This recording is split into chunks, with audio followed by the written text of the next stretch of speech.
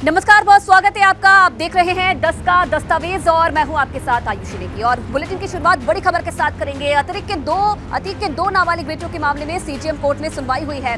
Prayagraj police ने आज भी कोर्ट में दाखिल नहीं की रिपोर्ट। कोर्ट ने धूमनगंज थाना प्रभारी को नोटिस भी जारी किया है और कोर्ट के आदेश का पालन नहीं करने को लापरवाही बताया गया है। अब 22 मार्च को व्यक्तिगत रूप से थाना प्रभारी को लाइन हाजिर होने का आदेश दिया है। ये बड़ी जानकारी मिल रही है। अतीक के दो नाबालिग बेटों के मामले में सीजेएम कोर्ट में सुनवाई हुई है, जहां प्रयागराज पुलिस ने आज भी कोर्ट में रिपोर्ट दाखिल नहीं की है और कोर्ट ने धूमनगंज थाना प्रभारी को नोटिस जारी किया है।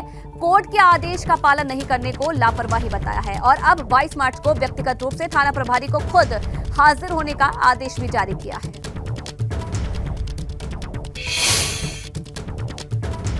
वहीं अमरोहा से बसपा सांसद कुंवर दानिश अली ने उमेश पाल हत्याकांड को लेकर सरकार पर निशाना साधा। दानिश अली ने कहा कि हत्याकांड को 25 दिन से ज्यादा का वक्त बीत गया, लेकिन अभी तक हत्यारे पकड़े नहीं गए हैं। लोगों का ध्यान बांटने के लिए कहीं भी बुलडोजर चलवा दिया जा रहा है।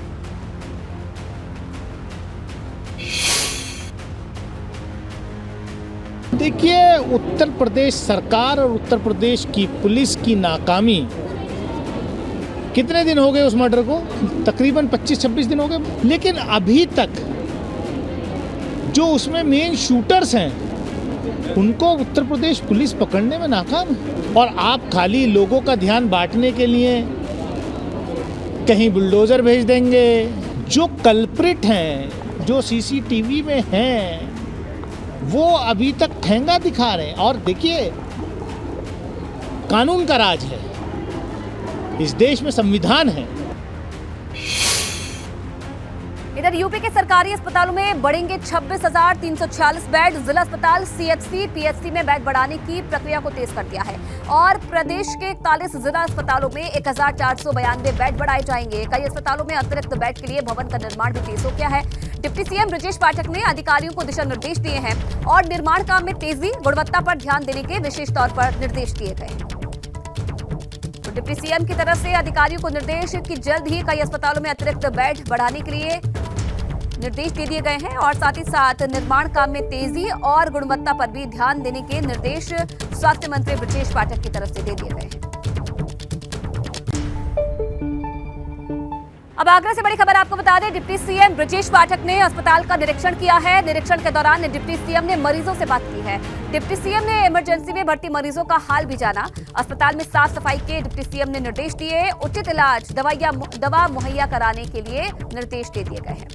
तो आगरा के दौरे पर रहे डिप्टी सीएम ब्रजेश पाठक, जहां अस्पतालों का निरीक्षण किया और निरीक्षण के दौरान डिप्टी सीएम मरीजों से भी बातचीत करते हुए नजर आए। इमरजेंसी भी पहुंचे, जहां जो भर्ती मरीज थे उनका हालचाल जाना और अस्पताल में साफ सफाई के डिप्टी सीएम ने निर्देश भी दिए हैं कि अस्पताल में साफ सफाई रहनी चाहिए, उचित इलाज और उचित दवा मुहैया कराने के भी निर्देश दिए। तो अपने आगरा दौरे के दौरान डिप्टी सीएम ब्रजेश पाठक ने समाजवादी पार्टी पर तीखा हमला बोला। ब्रजेश पाठक ने कहा कि यूपी में समाजवादी पार्टी का जनाधार नहीं बचा है और इसीलिए वो बंगाल की खाड़ी का रुख कर रहे हैं। भाजपा 2024 लोकसभा चुनाव में 2014 का इतिहास दोहराएगी। मिशन 2024 के मद्देनजर समाजवादी पार्टी ने कोलकाता में राष्ट्रीय कार्यकारिणी का आयोजन किया और लक्ष्य रखा कि 80 पर 80 सीटों पर बीजेपी को हराएंगे। वो कह रहे हैं कि 80 पर 80 सीटों को बीजेपी। आपको अच्छी तरह खुद पता है, उत्तर प्रदेश में सपा का जनाधार पूरी तरह से समाप्त हो गया है, इसीलिए वो यूपी छोड़ करके कोलकाता गए हैं, बंगाल की खाड़ी के पास गए हैं। हम 2024 में 2014 वाला रिजल्ट दोहराएंगे और 75 से अधिक सीटें दोबारा जीतेंगे। अखिलेश यादव सर कभी लालू प्रसाद यादव के पास जा रहे हैं, कभी नीतीश कुमार के पास, कभी ममता बनर्जी। वो भटक रहे हैं, कोई मतलब नहीं उत्तर प्रदेश में। भटक रहे हैं। एक बार फिर से साल 2014 वाला जो पूरा जो इतिहास है उसको दोहराने की बात कर रहे हैं ब्रजेश पाठक, उप मुख्यमंत्री, और वो आज आगरा के दौरे पर हैं और उन्होंने कई सारी सवालों का जवाब भी दिया है। तो कुल मिला के कहा जाए, जिस तरह से समय देश की सियासत में उत्तर प्रदेश जो सबसे ज़्यादा महत्वपूर्ण रहता है और उसमें अखिलेश यादव बीजेपी के विजय रथ को रोकने के लिए लगातार वो सतह पर काम कर रहे हैं। भारतीय जनता पार्टी का कहना है कि लगातार कोशिशें वो करते रहें, लेकिन उनके तमाम प्रयास असफल रहने वाले हैं। आगरा से नितिन उपाध्याय, एबीपी गंगा। वहीं डिप्टी सीएम ब्रजेश पाठक आगरा में उद्योग एवं व्यापार से संबंधित नीतिगत विषयों पर चर्चा कार्यक्रम में शामिल हुए। इस दौरान डिप्टी सीएम ने कहा कि सरकार आगरा के विकास के लिए कृत संकल्पित है। एयरपोर्ट से लेकर रबड़ चेक डैम जैसे मुद्दों पर संबंधित विभागों के साथ बैठक कर समाधान निकाला जाएगा। साथ ही हाल ही में ग्लोबल इन्वेस्टर समिट में जितने भी MOU हुए हैं उन्हें धरातल पर उतारा जाएगा। 6 माह के अंदर हम ग्राउंड ब्रेकिंग सेरेमनी करेंगे और अधिकतम हम उद्योगपतियों के माध्यम से उद्योगों को धरातल पर उतारने का काम करेंगे। देखिए एयरपोर्ट के लिए शीघ्र ही काम शुरू होगा, उस पर काम चल रहा है, कोई अड़चन की बात नहीं है। हाँ देखिए अभी जो मांग पत्र मिला है, हम जैसे एयरपोर्ट है, रबर चेक डैम है या अन्य जो पर्यावरण की दिक्कतें हैं, हम बिंदुवार सभी विभागों के साथ बैठ करके समन्वय स्थापित करके शीघ्र निराकरण की तरफ आगे बढ़ेंगे। अब लखनऊ से बड़ी खबर आपको बता दें, जहां ऐशबाग में स्थानीय लोगों ने जाम लगा दिया है। सीवर की समस्या को लेकर रोड पर लोगों ने जाम लगाया है।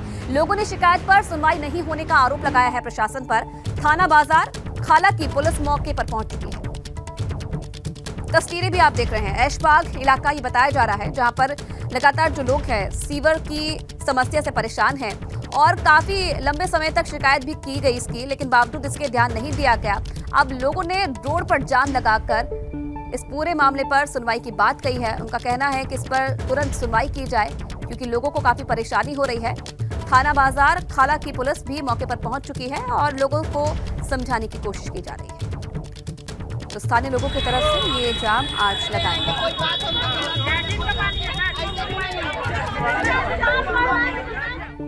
और अगली बड़ी खबर पीएम मोदी पर आपत्तिजनक टिप्पणी करने से जुड़ी हुई है। कांग्रेस नेता पवन खेड़ा को लखनऊ से लेनी होगी जमानत। सुप्रीम कोर्ट ने सारे केस लखनऊ ट्रांसफर किए हैं। पवन खेड़ा की गिरफ्तारी पर 10 अप्रैल तक रोक बरकरार रहेगी। सुप्रीम कोर्ट के चीफ जस्टिस DY चंद्रचूड़ ने आदेश जारी किया है। असम और वाराणसी में दर्ज मामले भी लखनऊ में ट्रांसफर होंगे। ये बड़ी खबर, जहां प्रधानमंत्री मोदी पर आपत्तिजनक टिप्पणी का ये पूरा मामला है। इधर कांग्रेस नेता पवन खेड़ा को लखनऊ से जमानत लेनी होगी और सुप्रीम कोर्ट ने जितने भी केस हैं उन्हें लखनऊ ट्रांसफर किए हैं। पवन खेड़ा की गिरफ्तारी पर जैसे कि 10 अप्रैल तक रोक बरकरार रहेगी और सुप्रीम कोर्ट के चीफ जस्टिस DY चंद्रचूड़ ने ये आदेश जारी किए हैं।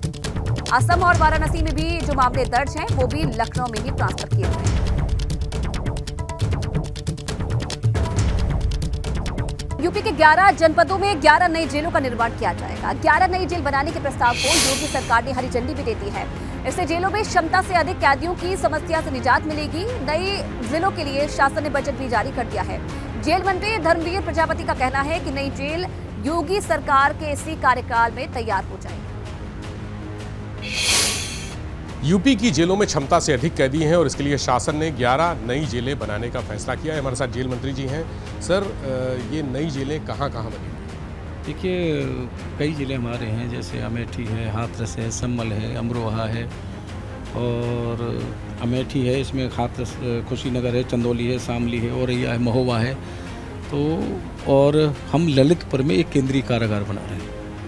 ये कार्यक्रम तो हमारा पिछले 5 साल जो माननीय मुख्यमंत्री जी का कार्यकाल रहा है उसमें से चल रहा है। ज़मीनें लगभग हम लोग ले चुके थे और ये प्रक्रिया पिछले कार्यकाल से ही उनके माननीय मुख्यमंत्री के कार्यकाल में चल रही है और ये हमारा लक्ष्य है कि ये इनके जो कार्यकाल है या वर्तमान का, इसमें पूरी हो जाए। ये लक्ष्य लेकर के हम लोग चल रहे हैं। इधर उत्तराखंड में अब शराब सस्ती मिलेगी। नई आबकारी नीति पर सरकार ने मुहर लगा दी है। मुख्यमंत्री पुष्कर सिंह धामी की अध्यक्षता में कैबिनेट की बैठक हुई जिसमें मुख्य तौर पर 3 प्रस्तावों पर मुहर लगी है। प्रदेश की आबकारी नीति 2023 और 24 को मंजूरी मिल गई है, जिसके बाद अब प्रदेश में देशी विदेशी शराब सस्ती हो जाएगी। इसके साथ ही गोला और कोसी नदी में जो फिटनेस चार्ज बढ़ाया गया था, रेट निर्धारण को लेकर मुख्यमंत्री को अधिकृत किया गया है। इसके अलावा आवास विभाग में एक घर बनाने के लिए सेल्फ सर्टिफिकेशन भी मंजूर हो जाएगा। पहला मद जो कि पहले विचलन से हो चुका था, एक औपचारिक मद था, जो गोला, नंदौर और कोसी नदी में जो ट्रांसपोर्टर की डिमांड थी कि उनके रेट बहुत बढ़ गए हैं और इस समय इस साल 1 साल के लिए उसको स्थगित कर दिया जाए। तो पूर्व में माननीय मुख्यमंत्री जी को मुख्यमंत्री जी ने इसका अनुमोदन दिया था, उसको आज औपचारिक तौर से कैबिनेट को अवगत कराया गया।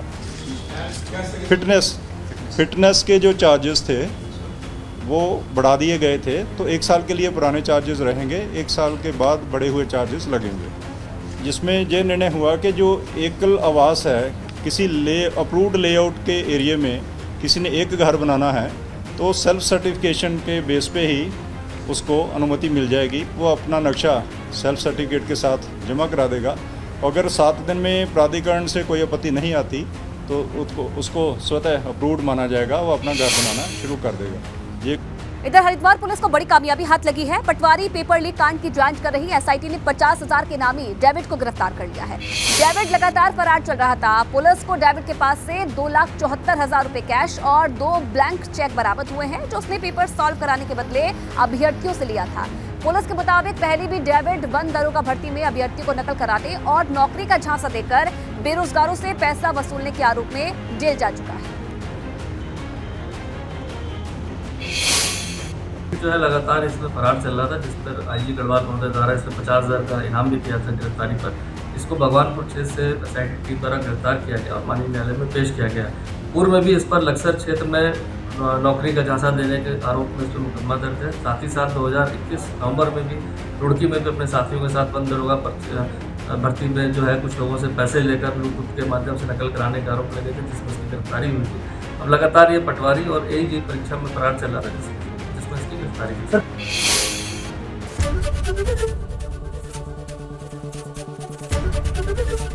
एबीपी गंगा, खबर आपकी, जुबान आपकी।